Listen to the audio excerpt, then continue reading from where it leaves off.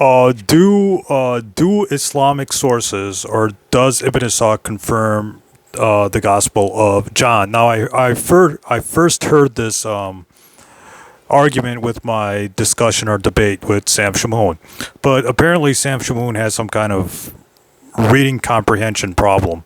Now, let me address. Now, I have the book right here, Ibn Ishaq. Translation of Ibn Ishaq Sirat Rasul by Alfred Guillaume. So I have the book, right? So when these Christians say Ibn Ishaq this, Ibn Ishaq that, I always fact check what they're saying or whether what they're saying is authentically reported. This saying about Ibn Ishaq confirming the Gospel of John comes from page 103 and 104. Let me just read the relevant part here. It says, it is extracted from what John the Apostle set down for them when he wrote the gospel for them from the testament of Jesus Christ, the Son of Mary. Let me see where it says. When he wrote the gospel for them from the testament. So basically what it said is what it's saying here is that it is extracted from what John the Apostle set down for them when he wrote the gospel. So what Shamoun is trying to say is that Ibn Ishaq confirms that John the Apostle wrote the Gospel of John. Thus Islam indirectly confirms the New Testament, or at least the Gospel of John.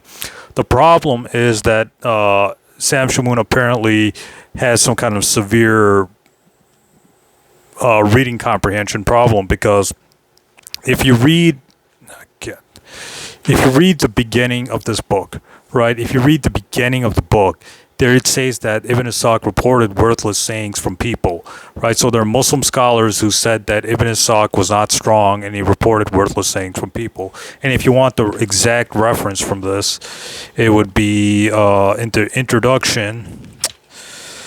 Hang on, let me get to it real quick.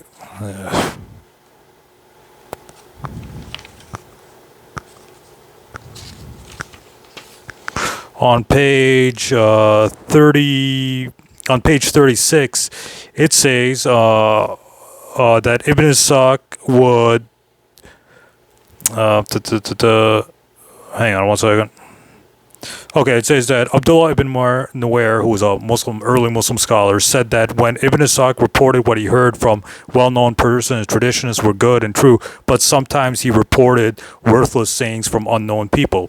So what I think happened here is that Ibn Ishaq just wrote down that John the Apostle or John the Disciple wrote down the Gospel of John, but Ibn Ishaq didn't do any kind of fact checking. He just heard it and he wrote it down without doing any kind of fact checking. He just heard. He didn't look into the matter. It further says that. Let me see here. It further says that. He himself, and this is talking about Ahmad ibn Hanbal, he himself would not accept a tradition which only Ibn Ishaq reported. So if you go back and if you read Ibn Ishaq, pages 103 and 104, Ibn Ishaq was just writing down what he heard from somebody. He doesn't give the source of that somebody. So Ibn Ishaq was just reporting his own opinion here. He wasn't quoting from any well-known Muslim scholar. What else does it say here? Al-Nisa says that Ibn Ishaq is not strong. Yahya bin Sa'id said that he knew Ibn Ishaq in Kufa, which would be modern-day Iraq. He abandoned him intentionally and never wrote down traditions on his authority. Let's see here. 1 second here. Let me see.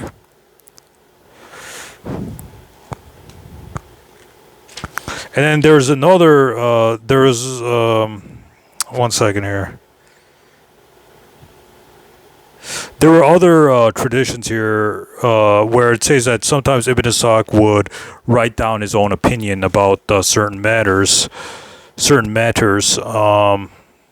I can't find the exact reference here, but the whole point is, when they quote from Ibn Ishaq, most of the time like they're not reading the introduction to this book, because if you read the introduction, it tells you that early Muslim scholars have said that Ibn Ishaq would report worthless sayings from unknown people.